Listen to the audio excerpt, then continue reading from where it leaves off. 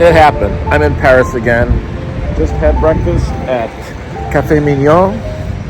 And as you can see, Paris is as beautiful as ever. It's a beautiful day here in the fall. I'm in here in late September. And as you can see, people are still out having their coffee, beautiful cafes.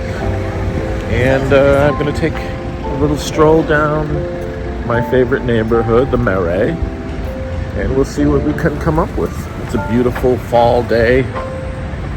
It's slightly cool, slightly warm. It's a nice break from having been in really hot Athens for a while. Let's see what comes our way today here. Beautiful Paris. I'm wandering by the Place Des Vosges, which is the oldest square in Paris. It was originally called the Place Royale, and it was the in-place to live in the 17th century. One of the reasons the Marais is still the fashionable neighborhood it is in Paris today. The inner square is named after King Louis XIII, and naturally there's a statue of him in the center of the park. But there he is, living the life, the royal life. At its time, the idea of city planning was a novel idea, and this was one of the early experiments in this practice. The square was the gathering place for the French nobility up until the Revolution, when gathering in public places was no longer practical for those high-born who enjoyed having their heads attached to their shoulders. It's interesting how much of royal France still exists here. It's gone through several generations, several revolutions. There are, a number of revolutions that we call the French Revolution. And yet, they weren't destructive enough to tear down everything. I mean, these buildings are still here, these palaces and whatnot. Some of these things were built later in the same style, in the same mode. It's interesting that they've tried to keep what they consider to be a French ethnic feeling for the arts, architecture, living, food. That's one of the best things you can really experience when living in Paris is just the quality of life. Your average restaurant is just much better quality of food. Same simple stuff that one finds in most places, but the effort and care to keep things organic and traditionally made, I think it's a big thing.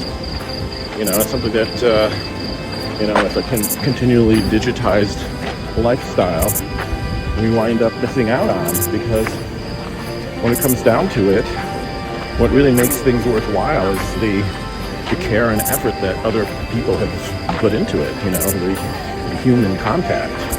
And that's basically what we're all after, is some kind of contact with the people around us. Push-pull, of course, but really we only exist in the context of other humans. And they seem to have gotten that pretty well down here in Paris. Not to say that there isn't conflict and loss and sadness and all the other things that happened in life, but at the same time, if you can make the best of it and enjoy the moments that are enjoyable, it can all be somewhat enjoyable. As long as you can, take the good with the bad and maintain a balance. You're not doing too shabbily here. People really enjoy their food and their leisure. It's a lesson to be learned.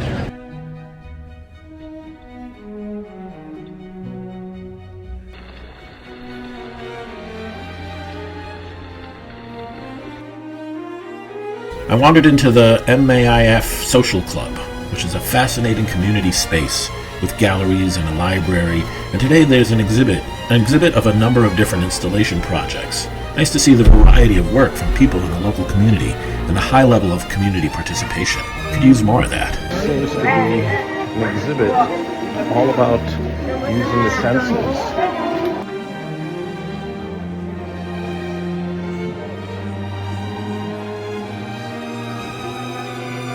Books are a big part of the experience. A commendable effort to keep the younger generations reading.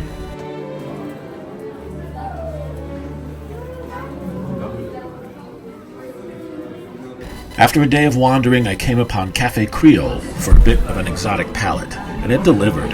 A delicious goat colombo, a spicy tropical staple from Guadeloupe, with a serious hot sauce to be used sparingly.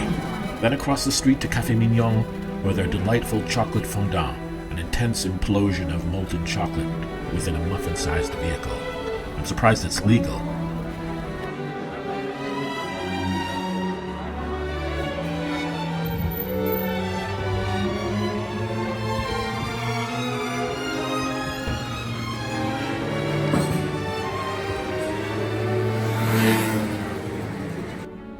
Is it possible to have an excess of serendipity?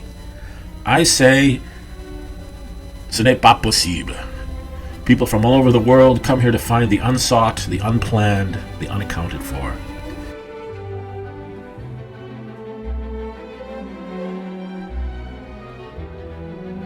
Everything is slightly older and more beautiful. And oh my God, what about this staircase? Strange cryptic designs. A friend of mine was DJing at a goth dive called Mechanique Ondulatoire. Paris is full of these hole-in-the-wall venues where you can get that deep immersion until the wee hours.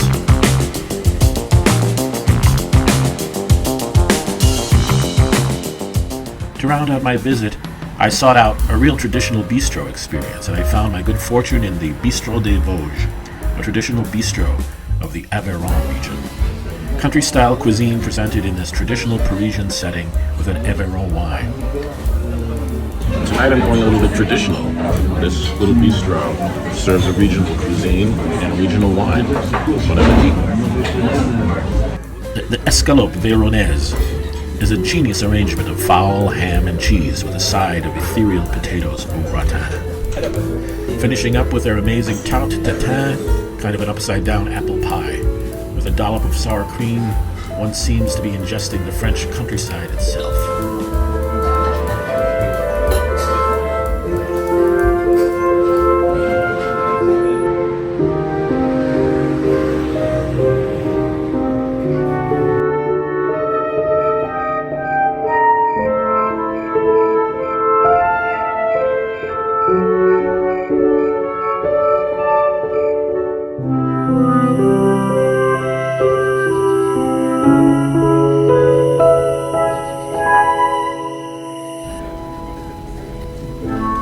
The writer Gaston Bachelard wrote, "As I stood in contemplation of the garden of the wonders of space, I had the feeling that I was looking into the ultimate depths, the most secret regions of my own being, and I smiled, because it had never occurred to me that I could be so pure, so great, so fair."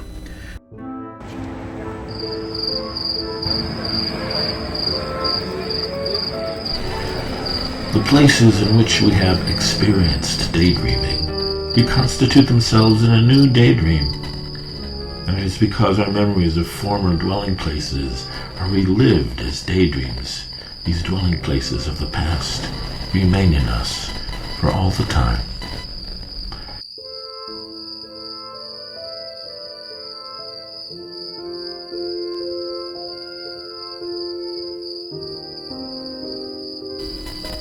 Don't forget to like and subscribe, and hit the little bell to be notified of our next adventure on Peter's Grand Tour.